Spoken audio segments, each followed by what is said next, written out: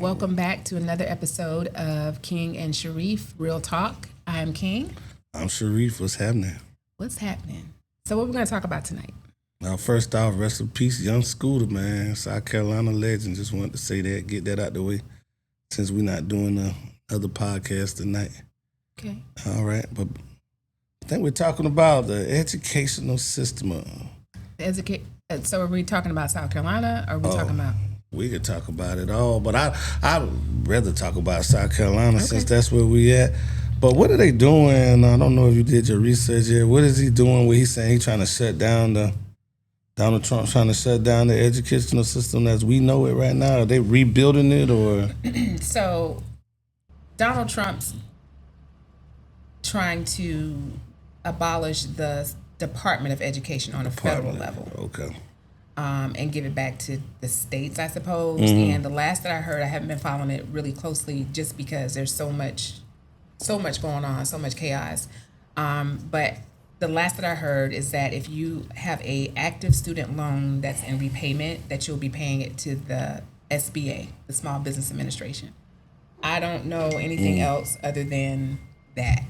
But I do know that they are trying to dismantle the Department of Education at a federal level. So, not sure what good that's going to do, but a lot of what's happening right now with our federal government doesn't make a lot of sense. Right. Yeah, but as far as South Carolina, I mean, we can talk for an hour about things that are going on in South Carolina. Yeah, man. So, actually, the only kid that I got left in school, and you don't have any kids in school, right? No. Yeah, the only kid that I have left in school, he's actually in the North Carolina system, which is really weird. What made me think about talking about this is what's really weird about North Carolina is that they can homeschool, and all they have to do is just notify the school that they homeschooling. Like they don't have to have anything in place. It could just be, through the Really? The what they call it, when they're doing it online, teaching online. They got an online curriculum that the parents can follow. And I just found out that my kid was on the online thing, but but in reality he ain't really in school because his mom was working, so he was just home being trusted to be on the online thing. And he didn't log in for like 3 weeks. Oh. He didn't even log in for 3 weeks. So people. Now I do know that South Carolina does have an online option that you can utilize. I forget exactly what the name of it is, and that it's based off of the child logging in and getting the assignments done, and they don't ever have to go to school. Right. But I'm pretty sure in North Carolina as well as South Carolina, there's certain parameters that you have to abide by. There's certain rules that you have to abide by to make sure that they set it up just like South Carolina because I got an online student that's living in my house right now. They set it up. I guess you meet with the school or whatever. Yeah. They set it up. They have the online courses that they take. They can tap into the online teacher when they need help and everything like that. But if they sign in, they don't even have to pay attention to that thing all day if they don't ask any questions and what? Yeah, it went 3 weeks before the teacher realized that the other assignments, the after school assignments that she was needing to be done wasn't being done, and because he was just it probably would have got caught earlier if he was like on that. Kindergarten to graduation level, but he's special needs, so he was just on another level or whatever. So they wasn't like no whole lot of homework or nothing like that. But she did do a couple like assignments and noticed he wasn't turning it in. But he was calling when they called the mother, she was just doing the work. Like she would just help him do the work or whatever and turn it in. But during the day, she wasn't even like, because she was working, she wasn't even like in control over. So what happens now? Well, the teacher called and couldn't get the mother one day, so the emergency contact was the grandmother. but me and the grandmother on the same side, and me and the mothers in the last like couple months had just kind of separated ourselves from her because she found out that my son was with me the whole summer, and she's got this thing against me right now. And that's been going on for like 2 years. With my son staying with me, she came and picked him up, and then me and her just been going back and forth. It's about some money, like it's about a check that he get. He get a check. Motherfucker's about a check, so you know what I mean. So anyway, they come. It's a long story, but anyway, they come. Me and the grandmother pick him up, bring him here. Mm-hmm. You know what I mean, because she lives in Hampton, South Carolina. Mm-hmm, mm-hmm. So she get him from Charlotte. Drop them off here, go home, pick them back up, take them home for all the like holidays, summers, and things like that. So when she found out that, which we didn't know it was even a big deal, like we even had to tell her that. But when she found out that, she cut off ties at Christmas. She cut off ties with the grandmother, but they still had the grandmother as an emergency contact. So when they let the grandmother know that he wasn't in school and everything like that, wasn't like really attending school because the work wasn't being done and everything, she called the mother and was like showing concern. The mother didn't give her the right response. She called like child services, had like a wellness check or whatever, and child services came back and said, yeah, that he wasn't doing the right thing or whatever. And that he wasn't going through the proper channels that they were supposed to go, and that they were in contact with her to fix it. In my research, constitutes Google and ChatGPT. It said that one of the positives of the South Carolina school system is virtual learning, but if there aren't any better checks and balances, right. You know what I'm saying? Even in the case of a special needs child, right. You know, I don't necessarily know if that's a positive or not. No, I think a special needs child shouldn't even be doing homeschooling. No, I personally think that because it's a special needs child, that they need to be physical, occupational, speech, and that needs to be something that's on ground and not virtual. But right. The other positives that they stated were strong career and technical education programs, which in South Carolina, which I think so. A lot of I know the high school, Wilson High School, they did have a cosmetology program. That's good. They had a mechanics program, and I think here in Columbia, you can graduate with your associate's degree as well as your high school degree at the same time, if I'm not mistaken. No, you can. My daughter did. Okay. Yeah, my daughter had a college degree before she even graduated. A month before she graduated high school. Yeah. So that's definitely a positive. And it's, I think that goes into the subject of, do you really need a 4-year degree, or do you need a more specialized degree from a technical school?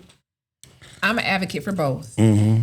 I'm an advocate for a technical degree if you know that being a 4-year college student isn't what you know that you're not going to be able to do that.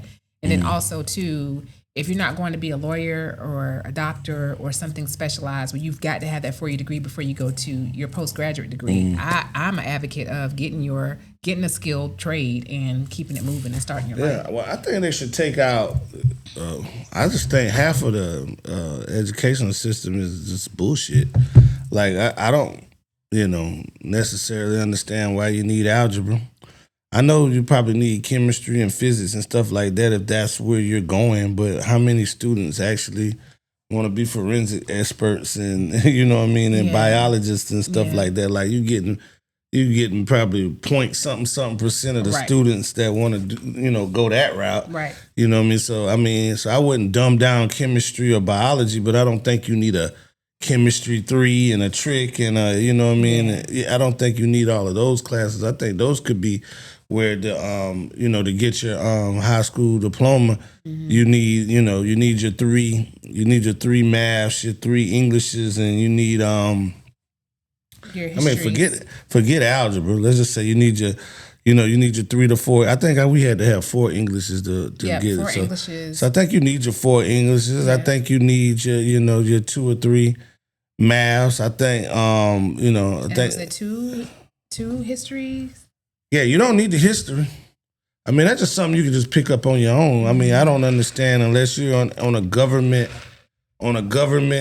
path. Like, and that's another one of those situations where you got point something percent of the students that are gonna graduate that are gonna take that on with them in life. You know what I mean? Like, I mean, you could go to somebody that has a master's degree right now and ask them something about history, and they have no idea. That's just one of those things that kind of go in one ear and go out the other. I don't remember what year George Washington was born. I don't remember when the Revolutionary War was, and I don't even remember, and it's probably more important for me, but I don't even remember when the Civil War ended. And these are all classes that I took and were able to make A's out of, but there's something that I'm not going to remember or be able to take with me, in life's paths. And I think you should replace art and PE and, physical training and weightlifting and all that kind of stuff. I think maybe you need maybe a little weightlifting class or something like that, teach people how to be healthy and stuff like that. Replace it with what, though? Replace it with a trade. Replace it with a trade. Everybody has to have a trade, and I think that'll make the country better. Everybody has a trade, because if you go to college and you can make straight A's, and I don't want to I don't want to disrespect anybody, but I know for a fact I have a child. I'm not gonna name because both of them made straight A's and B's and honor roll, beta clubs, and all that kind of stuff through school. But I have a child that just didn't go to college. Graduated with a 3.6 grade point average and had scholarship offers to play basketball a few places and just didn't go to college. You know what I'm saying? Just said, hey, I would rather be this. You know what I mean? And I was like, cool. I was like, please go 1 year, 2 years, it's free. Just make sure that this is what you want. And no, that person just wanted to go into the work field. So, you know what I mean? And because college isn't for everybody, right? Right. I went to Benedict right after high school just because that's what was expected of me. But then once I got there, I was like, you know what? I'm wasting my mom and daddy's money, and I'm wasting my time. I'm not ready for this. I'm not cut out for college. At least you did that. A lot of people go 4 years, waste all the money. Yeah, student loans, everything. Yeah. Well, and the student loans that I do have are for me deciding to go back to school after I became an adult. Right. But I just, I kind of hated high school when I was there, and here I am back in, college, back in another school. I just let me just go home into the military and stop wasting everybody's time and money. Right. So. Yeah, my thing about the school, I think is a lot of wasted time. It's basically a daycare. You know what I mean? You send your child out, and the people that teach school, the educators there, they get paid so much less than, what people are gonna make when they get out of school. Even the ones that don't even go off to college, they want to work at Michelin and make more money than school teachers. So, the school teachers, they're not valued because the government, they're not highly paid. They're not highly paid because the government doesn't value them. Right. That's what I'm trying to say. Like, we're only gonna give you $45,000 because even we know you're teaching nothing but bullshit all day. What you're teaching is not gonna help them do anything. Right. You know what I mean? Yeah. You're basically sitting there to, babysit. You know what I mean? Like, you go to college and you're in a respectable field. You went through education. You graduated 4 years, master's degree. Some people even take it to a doctorate, in education. My mama has a doctorate in education. But, I'm like, what are you teaching? Like, you know what I mean? And I think that's hand in hand with the reason why we have such a huge teacher shortage, because they're not getting paid. Like, you literally can do what you said. You can go to Michelin and work a couple weeks overtime and make just as much, if not more, than a teacher. Right. And then also, too, I think the school system has gotten away from discipline. So not only are the teachers not paid what they're worth, but they also have to deal with children that are unruly. Well, I grew up on a teacher's salary, 23. I think my mom was making when she's a teacher's assistant. I know she wasn't even making $20,000 a year. And then by the time I may be in the 3rd or 4th grade, she was a teacher. And probably made, $25,000 a year. And then by the time she got all of these degrees and things like a master's degree, working on a doctorate, she probably You know, when she retired, she probably was making $70,000 a year. So so you know what I mean, unless you're on the principal, vice principal, you know what I mean, you ain't even making $100,000 a year. But you know, with the government, all of this is what federal government. You know, federal government. You know, state, federal. You know what I mean, and what they pay on a government level is how they value you. So if they don't value the teachers, then you know the curriculum is trash. Right. You know what I mean? Because they don't value them. Because like if they value the teacher and paid them, they would be paying them for making America blossom or whatever like that. They just really know that what they're teaching is not gonna help them. Like they value a welder. You know what I'm saying? They value the small business owner, like the cosmetologist, the barber. You know what I mean? They value them more than they value the person that's teaching them. Well, and it's funny that you say that because the American economy is built on the backs of small businesses. Like it's built on the back of entrepreneurs, and even our tax code is geared to benefit business owners. So I mean that's a direct correlation. But yeah, most of your small business. Most of your business owners in America are small business owners. Like it's not, you got some corporate stuff that, but most of them, even those corporate things are built off of a small business, and they just became bigger. But most of the businesses are small. But I just back to what I was saying is like, hey, instead of art, you know what I mean, it's probably what 0.2, 0.1 percentile that's gonna go on to be, famous, painters or, be able to sell a portrait. Right. So why do we have art? You know what I mean? If you can draw, you should go to the like Atlanta, like Georgia, they have the all of the art schools and stuff like Tri-City High School and stuff. Like if you're good in art, you're good in music, we'll send everybody over there, gifted and talented school, we'll send you over there so you could be Mozart and, and compose, music and make and write and do paintings and stuff like that. So you think that there should be less electives and more focus on trade. So would you consider that what we call a magnet school? Yeah. You ever been over there to River Bluff? They got that big technical high school right next to it. I went to River Bluff for a basketball game. For basketball game. Yeah, so you got the big high school. It looks like a college campus. Yeah, it's a huge school. Yeah, it's a big high school right there, but right next to it is a huge technical center. And they're doing that over in West Columbia. Now they got a big, huge technical school. And I know for a fact that Conway Myrtle Beach has a big technical school that you could just go to and just do. My son actually went over his last year. He went to a school where half of the day was just a trade. He had already had all his electives and stuff like that. So the other half of the day was truck driving, training, mechanics. You know what I mean? So that kind of stuff.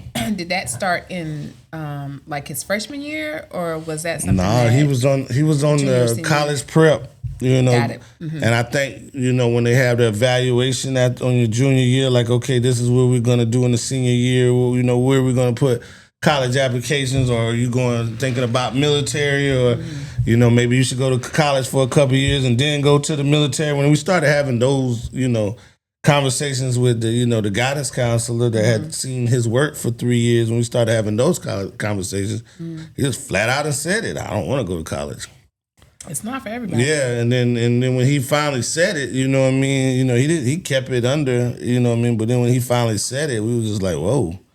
You know what I'm saying? So the last year, he already had his electives. He had to take English, but he could even do that at the little career level. Oh, nice. Yeah, okay. so they still teach, the English and math over there, but you can just go over there because you're just not on that path with the other school is trying to, 4 years, put you out in college, you know what I mean? That can get you prepared for college, and there you go. So in your perfect world, it would be, if you want to go to college, then get all 4 your Englishes, get off, for your maths and your foreign languages, couple sciences, couple you know, sciences and a couple everything. foreign languages. Those are needed. Right. If you know that a liberal arts college or Mm. a A&T college is what you Right. want to do. But for the rest of everybody, go magnet. Make them do it. You know what I mean? Make it a part of the electives. You know what I mean? Like I said, instead of art and, you know, physical, you know, sports training and weightlifting and all of that stuff, you know, you could do in your spare time. You know what I mean? Like, but art, you know, art and all of this stuff. And then even that right down to like the histories, you know what I mean? Like, I don't even really think we need the histories. Like, I think, you know, in South Carolina, you got to have, what, 2 or 3 histories? Yeah, you do. You got to have American history and the other You history. have to have American history. You got to have American government. You got to have. Now, I would think you would probably want to do American government. Maybe that one's good, but American history, who cares? Yeah, American government was one of those things that you needed to graduate. But I wouldn't even go past the 9th grade with that. You know what I mean? Like, that's a 9th grade course. Yeah. Well, and then also too, I have my opinions about that. Like, because history is being erased, it's being whitewashed, and it's not being told accurately. And so I take exception to if I had a school age child, to somebody telling me that he's got to take or she's got to take this in order to graduate, when you're not giving an accurate depiction of what really happened. I also take exception to the critical race theory being taken out of schools, because whether anyone wants to agree or disagree, we are a part of this history. Black people, African Americans, are a part of American history. Whether you want to believe it, whether you like it or not, we've made lots of contributions, and the fact that we are being erased from history is, So when I went to high school in Atlanta, that was a part of our history curriculum. Was Atlanta, it was an African American. You ain't gonna be able to get away with too much in Atlanta. I think we took trying to erase black people out of I think we took I wasn't there in 9th grade, but I think in 9th grade in South Carolina we took government, and then I think or American history. Usually American history and government. In 10th grade, I started out in South Carolina, but when they didn't have government in the 10th grade in Atlanta. They had, but we did have my 11th grade year. I did take African American history or whatever. So that was in their curriculum, in their history curriculum. And I don't have a problem with for a couple histories, whether it be your choice whether you want to take African American history or American history. But I'm seeing right now what's needed to graduate. It's been a long time since. But all them electives that they have, man, they should just make those electives go to the trade. You got to have 4 of them. Why do art? Why not do auto mechanics? Okay, so in order to graduate from high school with a high school diploma, you have to have a total of 24 units. You have to have 4 English language, 4 mathematics credits, 3 science, U.S. history and constitution, economics is a half a credit, U.S. government is a half a credit, social studies or other social studies is a half a credit. Either PE or ROTC is 1 credit, computer science is 1 credit, and a foreign language or technical education is 1 credit. And you have to have 7 electives. See 7 electives. 7 electives. That should be trade. And you have to pass these end of course exams in the following subjects: Algebra 1, English 2, Biology 1, and you have to pass the end of course exam for the U.S. history and Constitution. And then you have to, if you want to go to college, do the SAT, ACT, or WIN test in your junior year. Right. So, but 7 electives is a lot. To just be doing some art. And PE, because that's what it basically amounts to. I think one of those, like most schools have home economics, which is cool. Home ec or I remember driver's ed was that's elective. Yeah, we didn't have that as an elective in school. That was like something you had to like sign up for, like after school or something like that, or in the summer. Really? Or in the summer. We did driver's ed during the day. Oh yeah. I don't remember. Maybe so, but I don't. Yeah. I know it definitely wasn't in Atlanta, but you know what I mean. In Conway, drivers there may have been on there. I'm not sure, but yeah, 7 electives. That's just too many electives for somebody not to pick up a trade that they can have a certificate for when they get out of high school. Just in case college ain't for them, they can make some money. Yeah. Make some good money instead of going to a restarting. What my man said, change your major. Instead of changing your major, you know what I mean? Shit, Look, like I you didn't get. stay in college long enough to change my major. I was just like, Shit. you know what? Let me not do this. I done 3 things in college. I started out just wanting to be a barber. Yeah.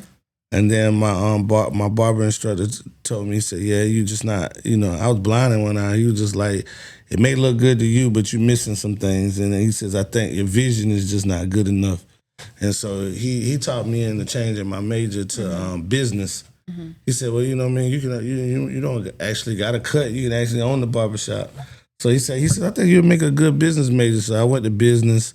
And I did a year of business, and then I switched that, which it was still aligned with what I was doing, but I did hospitality management. Oh, nice. Okay. Yeah, and that's what I graduated for. And some of my courses that I took from Voorhees for business was able to transfer over to that. And then I wound up needing a school check, needed a school check. I went back for early childhood education.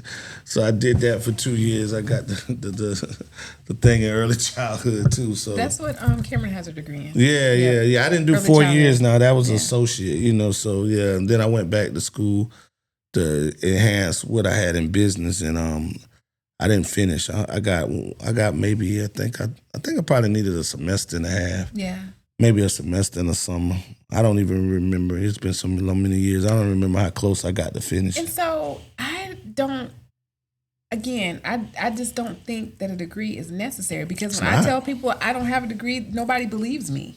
You don't need a degree to sell cars. That's what I did 20 years. Yeah, and that's what I did 20 years. Yeah, and it's business. It's business. It's right? not like I didn't, go about the business, but I didn't need $20,000 in student loans, and I'm still paying back student loans. So am I. You know what I mean? I've been out of school 25 years. You know what I mean?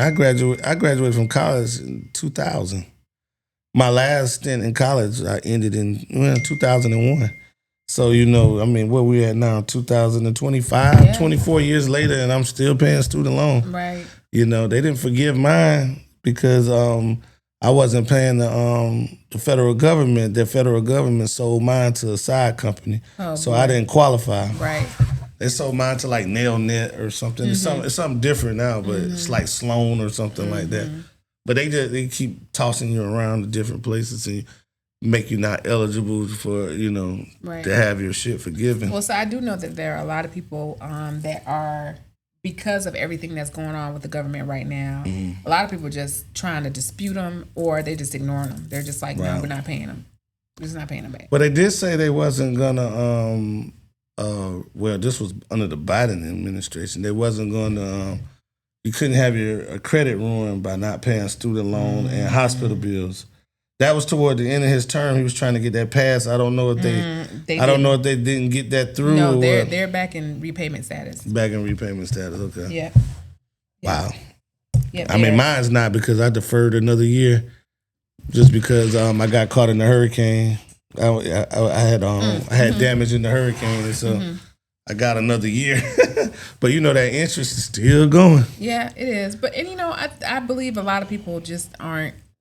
They're going to keep deferring until they just let it go. And they just let it go. They're just not ever going to pay them back. And I mean, I'll give them something. I'm just not giving them $200-$300, because when they first came back after COVID, it was like $250 a month after all the interest, because you didn't pay nothing during COVID. Right. So it was like $250 a month, $285. I'm like, nigga, I was paying $80. Like, that ain't gonna work. Yeah, so I tried to do the income driven repayment plan, and I was like, this is higher than what I was paying before. I shouldn't have told the truth. Shit. My cousin Treese, man, she went in the military, got that shit knocked out. Yeah. She came out of Benedict, big time owing them. Benedict private. You got to graduate from Benedict. That's why I told my daughter, you better go bounce that ball, baby, and get that free money. Shoot, man. Man, I think Treese had scholarship for a few years, and then I think she paid or went back to graduate school or something. But they knocked her, when she went to the military, they knocked her shit out. Good. I think she had to give them like 2-3 years or something. They, gone. They took care of it. Gone. Yeah. Well, like I said, I do know that there are a lot of people that are in dispute of their student loans because of what the DOGE, the Department of Government Efficiency, did by accessing anyone that has a student loans information. And supposedly it's a violation of the FERPA law.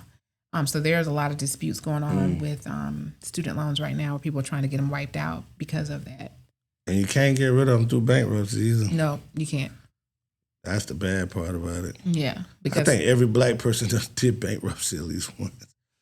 like everybody, and it'd be people that had money and everything. They just took on too much, or divorce or something like that. Sometimes it's a good thing, good fresh start. Yeah, but it don't wipe out student loans. No, student loans gonna stay there. It'll even take care of your IRS debt too. Damn, I didn't know that. Yeah, we need to try that. I got a big one. I bet your mine's bigger than yours. I don't even want to talk about mine. It just makes me pissed off. Oh, well. And the dude still want me to pay. Yeah. He still want me to pay pay the fee that I owe him. I'm like, nigga, I got audited. Is it more than 10,000? Oh, mine? Yeah. Well, not anymore. It was. Yeah, it was 14 something. Yeah, mine more than that, dog. Oh yeah. I know some people that's more than that. Yeah. Yeah, Terry know why I got hit. How we got hit messing around with that dude. I ain't gonna say no names. Yeah, but you messing around getting big tax returns, boy. You just gotta know who's doing your taxes. You know what I mean? That's important. I haven't seen a return in years. Years. But yeah, I mean, I'm not in trouble with federal, but state got me big time. But oh yeah, I'm cool with the state. It's the federal. Yeah, oh yeah. Federal got my picture on the wall saying, "Hey, if you see her, tell her we looking for her." But yeah, like I just get back. You know what I mean? My whole thing is with the school system, and I hate to criticize the school system because my mother was in it her whole life. You know, did 30 years in it, 30, 32, 33 years in it. Because they even, after she retired, they even brought her back for about 2-3 years to do the middle school. And I know the principal of Conway High, you know, his friend, sister, first African-American principal. So I find it kind of uncomfortable, like, you know, my aunt that died, you know what I mean? Like, everybody was in the school system, like, especially the people that I know from Conway. It's just like, you know, that's just, if you don't work in the school system and you don't work, you know, a factory, you don't work, you know what I mean? So it's like everybody's in it. So I hate to disrespect it, but I just think it's just a big old concentration camp, 12-year step program to refocus your child and, you know, teach them all kind of crazy stuff. Some of the kids are getting bullied and they you know, their confidence is down. You know what I mean? They really come in to the world. You know, you got those few that flourish, but I just think it's more than, I don't know. I don't have the statistics, but I just think it's more than 50% of the students that go through 12 years of school come out worse than what they come out better. That's just my thinking. Do you think that's South Carolina specific, or do you think that that's just nationwide? Well, we're always in the late 40s in education, so it's probably South Carolina. Yeah, we're pretty low. We're pretty low on the top. Yeah, I don't know exactly what we rank, but I don't know what we rank now, but I know all my life we were 48th, 47, 45th. I'm about to tell you what we rank right now. I think the best we've ever been is 45th. Wow. Like, you know what I mean? And I'm talking about for how small we are, we have no reason to be that, you know. Well, got a lot less students than a lot of, you know, like North Carolina, we're double, triple South Carolina in population, but they're like always in the teens somewhere. And I mean, they're the state that borders us. I think that we're probably above Mississippi, maybe Alabama. Poverty places. We're 41st. Oh, we're 41st. Yeah. Oh, we got a lot better from when I was in school. As of 2025, we're 41st. Okay, so we gotten a lot better. South Carolina, congratulations. We've done a lot. I mean, we ain't out of the 40s, but we doing a lot better than when I was in school. I think the best we ever been was like 45th. We was always like 46th, 48th, like close to the worst, you know. Yeah. So let's see which states rank lower. I'm willing to say most of them are Southern.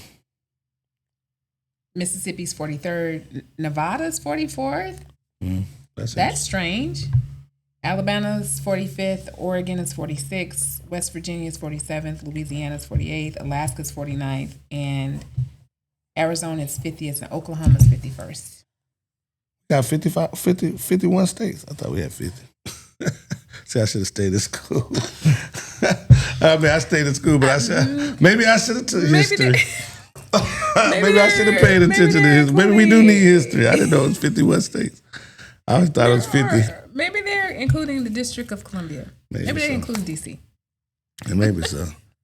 But anyway, nonetheless, Alaska. I wonder what's going on up there. Too cold to go to school? I mean, it's Alaska. When I think Alaska, I think white. I always think white people are not so much more educated than black people, but just, I don't know. Yeah, never mind.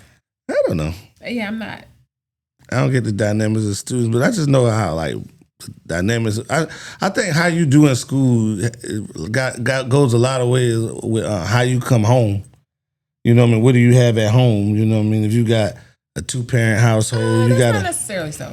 No, because I still got a 2-parent household, and I struggled in school. Now, I will say that I did get diagnosed as an adult with having ADD, not ADHD, but ADD. So I did have a learning disability that they thought I was just not applying myself. Right. So I don't necessarily know if it's. And then I think about that. You know how many times I got my ass beat for not doing my work, but I couldn't concentrate. But you couldn't concentrate. Yeah, so you took a beating for nothing. Yeah, I need to call my mom and my daddy about that. Like, y'all beat me and I had couldn't problems. help it. Right, I couldn't help it. But I don't know if it's necessarily, whether you come from a 2-parent household or not.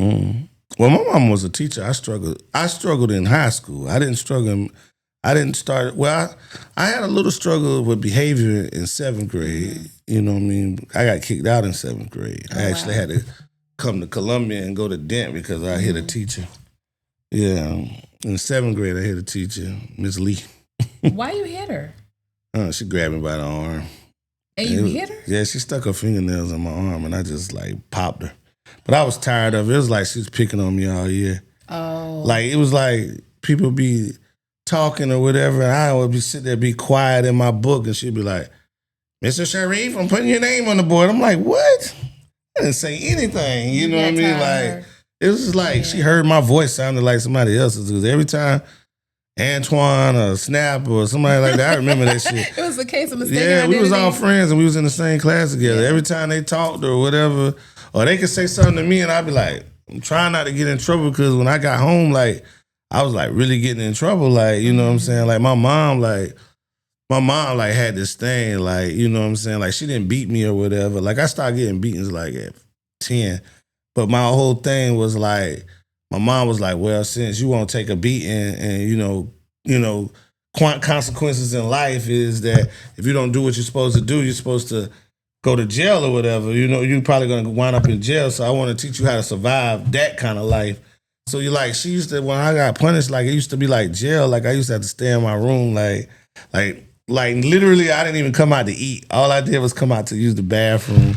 And it was like quick, like bathroom was right next to my room, and bam, back to the room. Just silence, isolation type stuff for the weekend. And I used to always get in trouble on Friday for some reason. Dang. So there's Saturday, Sunday, you know what I mean? Just like bam.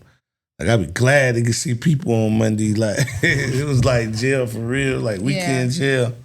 So she was just like, that's how she used to discipline, because she really wasn't into the hitting shit. Yeah. Yeah. My stepfather liked that kind of shit, but my mom wasn't like into that. Now, I wouldn't really get a beat unless it was like an extreme same situation. They would just tell me, you can't have the phone and you can't do this. And I would be like, well, can I go to, because we still had the bookmobile that came around. Well, can I go to the bookmobile? And I would get a whole bunch of books and I would just read. I'm like, I can't talk on the phone or watch TV. Bet. Let me get a book. And that was, that was my thing. But that punishment like that taught me a lot. Like, I didn't have to do that with my kids. My kids are pretty much good kids. I mean, they started like doing the stupid shit kids do like in 11th, 12th grade. But, but boyfriends, and once they get boyfriends and girlfriends, they stop, listening to the parents. But for the most part, they was good kids. Like, I used to just get a lot of trouble, like 7th, 8th grade. Like, I think it was more like just trying to fit in. You know what I mean?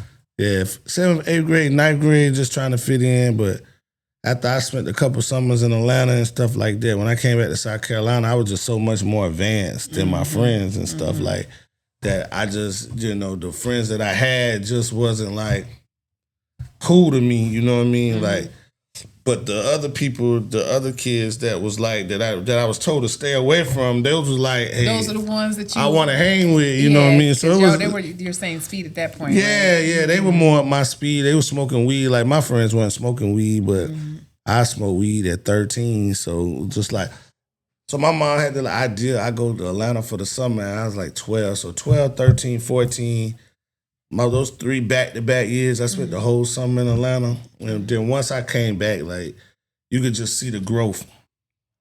Till it got to the point where, I was wanting to work, you know what I'm saying? I was wanting to get out of the house, you know what I mean? Like, I didn't even want to do, like, I could play basketball. I didn't want to be on the basketball team. I wanted to, like, go work on the beach and stuff. So, you know what I mean? So I just fight my parents about, my mom and my stepfather about like working on the beach and things like that. So we just used to have a whole lot of issues and stuff. Like, but so I was I was probably kind of like a behavioral problem, but I wouldn't say like I didn't know the work. You know what I mean? My SAT scores was high and things like that. So I don't know if I had ADHD or more just like, the school got slow to me. Like, by the time I was in like the 11th grade, it was just like so much going on outside that like I was in Atlanta, like I even quit for a while. But the thing about it is that in South Carolina, where you had to have 24 credits, in Georgia, you only had 20. So, you know what I'm saying? Instead of taking the SAT, you got to take the ACT, you know what I mean, which is easier test. So South Carolina prepared me that when I went to Georgia, like, I was already ready to graduate in 11th grade. Like, if I would have, you know what I mean, like, I had 20 credits in 11th grade. You know what I mean? I already had, I didn't have 20. I probably had like 18. So when I quit school and I came back in the 12th grade, all I needed was 2 credits to graduate. All I needed was an English and I already had my math. I needed an English and an elective. You know? Wow. Yeah, to graduate in Georgia. So it was easy. My 12th grade year was really easy. Like, as a matter of fact, I graduated with my class, but I was done with school coming off of Christmas break. I had already completed school. So all I did was just like, they put me in like a couple like a little electives just so I can learn some trades and stuff. But yeah, but they let you out of school early, didn't they? Yeah, I could have got out early. I didn't have a car. So I did have to come to school for like that one credit. So it was really, I was supposed to be gone by like 10, but I didn't have a car or nothing like that. So they let me go to auto mechanics and what was the other one? It was another one like it was welding. So when I went to auto mechanics and welding and stuff like that, both of my teachers said, hey, both of them was the same way. They was like, hey, you can sit over there and be quiet and don't say nothing and get an A, or you could come over here and learn something and get an A. And I sat over there and was quiet. He got an A. Like, the girls was over there. They didn't want nothing to do with auto mechanics. So the girls and the cool niggas was over here. And the rappers and shit, the niggas that we outside freestyling, they was over here while some of the guys was over there up under the hood learning the trade, which I wish I would have did that now. You know what I'm saying? Of course, I wish I would have did that now. That's why I say a trade is just so important. And like, you know, if things would have fell back on me, man, who knows? I could have, been fixing cars or doing something. But, luckily, I was able, But you life know, has been good to you. it's been real And good. so, No complaints, but yeah. I just don't like to see kids waste their time with the current curriculum that we have in South Well, Carolina. and then the other thing too is that everybody, they try to stuff everybody into the same box as far as how they learn and the standardized test. I don't think that that's fair because everybody doesn't learn the same way. Standardized test is a joke, and I think it's racist. I agree. I think it's racist. I agree. I think it's designed for, because you can sit in school all day long and you can make straight A's, but you may not be a test taker. You know what I mean? Right. Because I can pencil whip a test. And that got nothing to do, because it's white kids like that too. But the thing about it is that when we don't pass those tests, it hurts us more than it hurts our white friends. Because of the statistics. And then the colleges say, "Oh, what a white person that couldn't take a test, he may be Judge Lewis's daughter." So you know what I mean? We're gonna let that go. His dad was a USC graduate, so now we're obligated. He's a big booster. You know what I mean? He's able to give money. Now with affirmative action and the different things that's being abolished, because like the DEI stuff that's being abolished now with the Trump administration, some of that's gonna go away. Like some of that's not gonna be. Now I do know that there's always gonna be nepotism. There's always gonna be somebody that's gonna call a favor in. I can't even get mad at that because there's been times where I've been, I benefited from that. But you're like the right. And that's only in Florence County. Right, yeah. Nobody don't care nothing about me in Richland County. Fairfield County. Bob the Builder's son, he can't call a favor in. You know where my dad's the city councilman. Right. And I terribly messed up my SAT. I made a 750. Yeah, I what they call an athlete score, enough for the scholar. You gonna stop talking about the athletes? No, I mean that's what they used to call, like, if you got right at 700, they used to say, "Oh, that's the athlete score," because that's what they were saying. That's what they built an athlete on, somebody that was struggling in school but could play ball. You got to get 700. You got to get 700. That's all they trained them for. They didn't train them to make a 1200 or 1100. They concentrated on the stuff in the test that counted more, or whatever they had the most questions on, and train their brain to figure the A, B, C, D. You know what I mean? Elimination of this, this doesn't make sense. And now you got a choice, and then, you know what I mean, if you make the right choice, you're probably gonna make if you drop it down, you're probably gonna make 700, because it's gonna be a 50-50 when you choose it from A and C. It's gonna be 50-50, and you get 200 points for putting your name on the thing. So that gets you to the 700. It's a big breakdown on how to get 700 on the SAT. You know what I mean? So that's just what they train the athlete. You know what I mean? It's like to get the number to go to Division I. So or get the scholarship. So that's why I call it an athlete score. You know what I mean? Like my score wasn't that much greater. You know what I mean? But what happens is, if you don't make that score, if you're black, most of these college that's not HBCUs. Most of these colleges, they have the board, and when they go over all of these SAT scores and your body of work, you know what I mean, you're already, they can't discriminate against you. Right. So what they do is that test score, it don't matter if you made A's and B's, that test score is what drops you from being a College of Charleston candidate or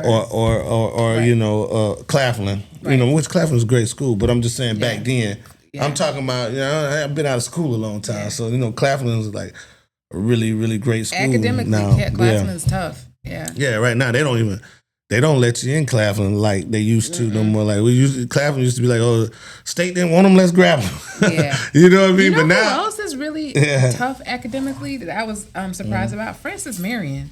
Francis Marion's a tough school. It's a nursing school. Yeah, Francis Marion's a tough school. It's a nursing science school, so you know what I mean. Science, math, nursing, all that goes together. So you know what I mean. Francis Marion is tough. But what I like about Francis Marion so much is if you're the student in high school that wasn't one of the most popular, or one of the ones that didn't have the popular boyfriend or the popular girlfriend. You may not have that look. You know what I mean? You may where people just was like, oh, we love him, you know what I mean, and all that kind of stuff. And that's the school to fit in. And if you were just kind of like got some insecurities and Really? right, yeah. If you got like insecurities about yourself, a little bit of doubt, you know what I mean, you wasn't one of the most popular in school. FMU is the place to go. Man, that is the Be the big place. man on campus. That's the place for you to flourish and grow, because everybody there is just like you. You know what I'm saying? You don't have to worry about. That's valid. Yeah, you don't have to worry about, because that's a lot of college. That's where a lot of people go wrong. They say, I go in there, I don't fit in, so now I got to be the best drinker. I gotta puff the most blunts. You know what I mean? You know what I mean? For me to get the girl, now I gotta, I need to hustle so I can, so I can spend some money. You know what I mean? Like that kind of stuff. I saw that in college, like first orientation. Oh my gosh. Yeah, that's orientation. You see who came out of high school as like the man, and the person that was like in the middle, and the person that just like nobody liked. You know what I mean? Now that you say that, I really feel like that's the reason why I didn't do as well at Benedict as I could have, because it was almost like going from I went from an all black high school to an all black college, right? And and like I said earlier, high school wasn't the best experience for me. I mean, I loved being able to play sports, but then also too, a lot of people looked at me like I wasn't the smartest knife in the drawer because I had a learning disability that was undiagnosed, but it just felt like it was an extension of a place that I already hated. Benedict felt like an extension of a place that I already wasn't feeling and was glad to get away from. And then I go from having to get up and leave my mom and daddy's house every morning and go to a place I didn't necessarily like. But then now you have an expectation of me getting up on my own and going to an 8 o'clock class to a place that looks so familiar to the place that I just left that I didn't like. I think you never went to school with white people, huh? So the time that I did go to school with white people was when I was in Catholic school. So I was in private school from kindergarten up until about the 4th grade. Right. And then from the 4th grade until I graduated from high school, it was predominantly black. Yeah. So I was the opposite. So I went, when we moved to Conway, from Columbia, I went from first off, my first kindergarten, Head Start, kindergarten, first grade, second grade, I went to a Muslim school. So it was only right here on Monticello Road. They had a school. It was called Sister Claire Muhammad School. I went there all the way to second grade. My mom got married the year that I was getting out of second, going into third. When I got to Conway Middle, it was like a culture shock, because I had been around people that pray, that wore, we had like the school uniforms. Now we had uniforms, like the men wore kufis and the women were garbed. I mean, the girls were garbed. By the time you went to a whole school day, you had to made 2 prayers. wow. You know what I mean? So it was like way different. So when I got to Conway Middle, I was just trying to fit in. Like, I went to a school where literally you didn't have to. I mean, if you walked in there with socks on, you were cool. You were good. No drawers? If you had on, no, I'm just talking about like, because you were fully dressed. I think I got a picture, like we had like black shirts and slacks and stuff like that, whatever. But yeah, it was such a disciplined school. Then you start going to a school where everything kind of went right. I had a rough third grade. I remember that, because I used to get in trouble a lot, and my mom used to fuss at my stepfather like, "Hey, you're his father now, discipline him." So when he started disciplining, it's like I didn't take well to that, because I had never been around this man. You know what I mean? And just my mother asked him to, but you know what I mean? It's just like, I ain't known you a year and I'm getting disciplined. And I had a brother, because my stepfather had a son that was living with him. His mom had just died. So my stepfather was like a new parent to he just probably was frustrated. You know what I mean? He had a new parent. He was a new parent to a boy or whatever that had just lost his mom. You know what I mean? A couple years past. So there was a lot going on. It was a lot going on in that house, and we were poor. Like, we lived in a really, really small house on a dirt road, you know what I mean, a triplex. It wasn't even a duplex, it was a triplex. So you got to imagine there's 3 families sharing about a house with 3 families sharing that house. Wow. Basically what a triplex is. It's like, you know, it's maybe 6 bedrooms, and each place got a bedroom, and you just, you know, you walk in the door and you just keep walking and walk right out the back door. Oh, okay. Yeah. And then you have like 2 small rooms down the hallway and a bath and a little small bathroom. So that's how I grew up, like from 8th grade to 10th grade, when my mom was able to buy us a home and whatever, a small home and everything like that. And you know, thanks to her, that was just a better change. But she was working at Walcomall Elementary, and she said, well, when you come back from, because I went to Tennessee that summer because they were transitioning the move, and it was a lot of dust and all that kind of stuff. And I had just got over asthma for about 2 years, you know, and she didn't want that to kick back in, and actually kicked back in on her, and she didn't even have it for like 20 years. Oh, wow. But it was just a lot of dust. The house they bought was like really, really cheap. Like, the people let them buy it cheap because they had destroyed it. But my mom saw the beauty of it or something, you know what I mean? It was something she dreamed of, you know what I mean? So, and she just went for it or whatever. I think she paid $28,000 for the house. Wow. In Conway, right? And, you know, 15 minutes from Myrtle Beach, and you pay $20-something thousand for the house, right? Imagine what she sold it for. I'm sure.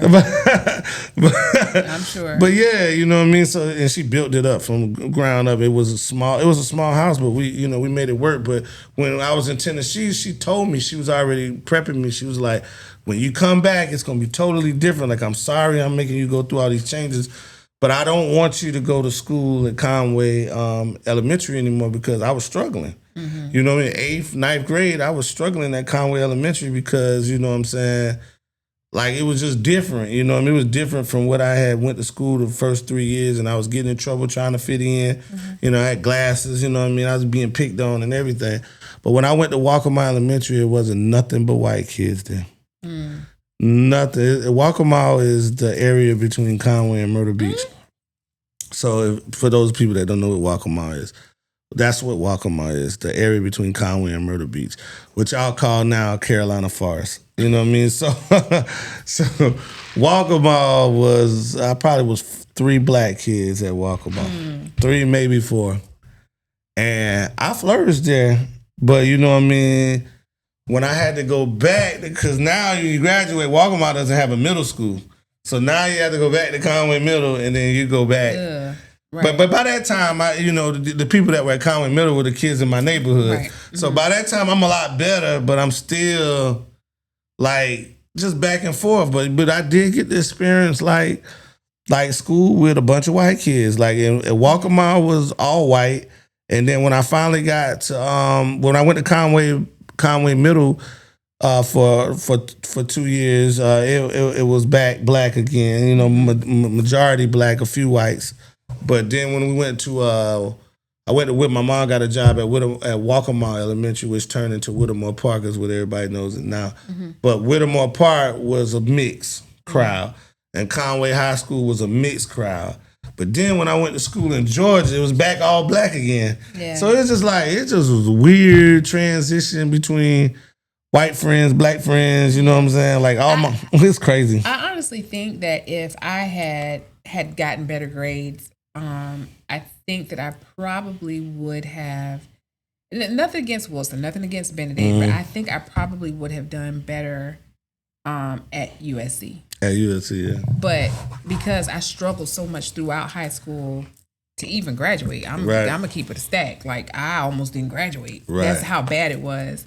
I think I would have done, I would have flourished at USC. Yeah. Because it would have been a different situation than. And that's funny you say that, because I struggled at, I started at Denmark Tech, started in Voorhees, and went to Voorhees. And then when I went to like school, Horry Georgetown Tech, Coastal, I flourished there. You know what I mean? But when I was at Denmark Tech and Voorhees, it just was like party, smoking, Yeah. girls. And I didn't necessarily party Yeah. at Benedict Yeah. because, I was in ROTC and I just, I didn't really like my parents too much. So I just wanted to get away from them. Like I was 18 days after graduation, I was gone. So Yeah. I had all that going on too. But I just really think that if I had done better with my electives and my foreign languages and stuff and Right. gotten into USC, that I would probably have graduated from USC and not gone into the military. But if I wouldn't have gone into the military, then I wouldn't have those 3 beautiful children that I have, Right. and my grandbaby and all the We things. would have had the children, but it wouldn't have been them. They wouldn't have wouldn't looked have like been them. It wouldn't have looked like them. And I mean, and they get on my nerves. They aggravate me. They aggravate me. But yeah, They had to look like a military guy. They like, would have looked like a military guy. With clean cut.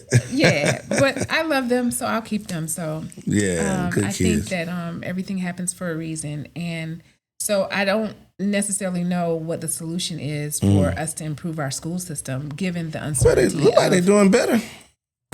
Well, I mean, they are 41 out of 51.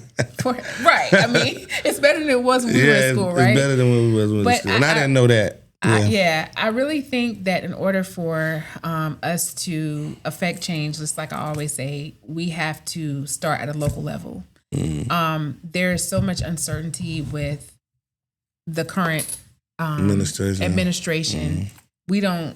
We're still trying to catch our breath from everything that's going on, from all the executive orders and from the abolishing of this department and Social Security, and everything's just up in the air. I think until the dust settles, that as important as education is, I don't necessarily know that that's something that's top of mind for most people. I think a lot of people are worried about their Social Security, and a lot of government employees, federal government employees, are worried about their jobs, and unfortunately, education is not something that they're really concerned about. And my thing is, to wrap it up, is like education is just, I think it's important and needed all the way to maybe 9th grade. And then I think they need to go ahead and start, with career paths. Right. Like, I don't think it needs to get all the way to the 11th grade before we start seeing where our kids want to go. I think it should start at the 8th grade level. So when they're at the high school, they're either going to the career center, or they're going a technical center, or they're going on the path to, a 4-year college. They do give them a test. They do give them like an IEP or whatever it's called, where they ask you, do you want to go to college? Do you want to be a lawyer? Do you want to be a doctor? Or do you want to be a cosmetologist? Do you want to be a mechanic? So they do give them that pathway, but so that option is there, but I also know what my 9th grade or 8th grade mind was, and I changed my mind so many different times. Like, I wanted to be an anesthesiologist. I wanted to be a radiologist. It was always a medical path, but it changed so many times. But I think here, and I know this in a couple school districts. I don't know about all of them, but I know in a couple school districts that I'm a part of. You don't even get to make that choice until the 11th grade. So, 9th and 10th grade, you're on the curriculum.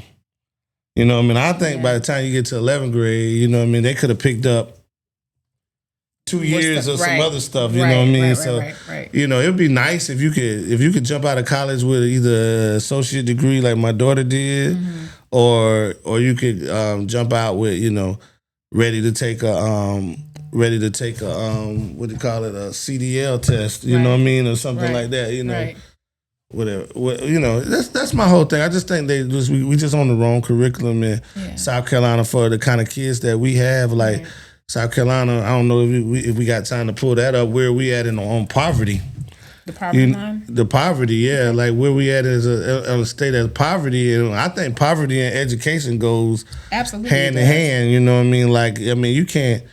You can't expect somebody to be attentive in school all day. It happens. You do have that person that can just stay focused and be like, I got to get out of this shit. Right. But it's hard for somebody to, be doing homework when they got a lot of noise outside and a lot of people in and out the door, and 7, 8 people living in the home and all that kind of stuff. And that's the kind of stuff that we experience, especially in the South on a poverty level. is that it's just hard to stay concentrated on what they want us to concentrate on and things like that. And then I think they need to get rid of the standardized tests. Yeah, I believe so too. You know what I mean? For one, it's just that one thing that they can say, hey, you're not qualified. Right. You know what I'm saying? Yeah, you made A's and B. Okay, now I paid attention in school. I did everything I supposed to do. I went, you know what I'm saying? I went and joined this club, that club. I played basketball or volleyball or whatever. You know what I mean? I was in the sports. I did the extra, you know. I did my community service, you know what I mean? Right. I worked the job at Chick-fil-A. I did all of this stuff in my body of work, and then you're going to close the door on me or not want to give me a scholarship because I made an 850 on my SAT. So, according to the World Population Review 2025 data, we're the 10th highest among U.S. states. And poverty. So about the same goes right along with education. We're about the 10th worst in education and 10th highest in poverty. Yeah, the states that are that have higher poverty rates than South Carolina are Mississippi, bad in school, Louisiana, bad in school, New Mexico, which is surprising to me. Yeah. West Virginia, which is bad on the other list. Yeah, yeah. Kentucky, Arkansas, Alabama, Oklahoma. Alabama's on the list. Tennessee and North Carolina. Okay. So yeah. Which I mean is basically the South. It's the Bible Belt, yeah. Yeah, it's the South, and then Texas Texas is the South, and New Mexico is right next to it. So Texas, Tennessee, but Texas isn't on here. No, you said New Mexico, and I said Texas is the South. Right. And then New Mexico is right next to it. New Mexico surprises me, but whatever. Well, I mean, I don't know about New Mexico. I just, I always thought New Mexico was the people that didn't want to live in Texas, and didn't want to migrate. And the ones that get across the border and catch that work, that Donald Trump's trying to run home. You know what I mean? It never fails. And with that, yeah. With that, we're wrapping up this episode. That was a good conversation. It was a good conversation. We have good conversations. We do. Yeah, I like that. A Real Talk with King and Sharif. I'm King. I'm Sharif. And we out. Yeah. So I like this because I don't have to talk.